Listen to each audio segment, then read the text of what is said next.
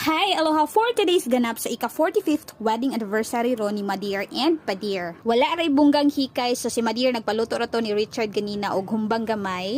Og nagkahuna-huna pod mi mamalit lang mig cake para nilang duha. And diri ra mi nanganhi sa Goldilocks. So pero bet gid na mo ang red ribbon pero layo naman kay to pa sa Gaisano. So diri na lang mi kay dool ra. And lami man pod ang cake diri sa Goldilocks. Kay si Uncle pod gadali for the pili na mi diri no. So si Uncle wala na uyon sa uban kay kumun ko no og design and ang iyang napilian kay kanisha. So ni honghong pa ko lawa ng teleng kwarta ana din siya. Sige lang kay basin Manueldo si mama ni Kalunis kay mo biyahe man siya da. Naghuna na dayon no si Sweldo.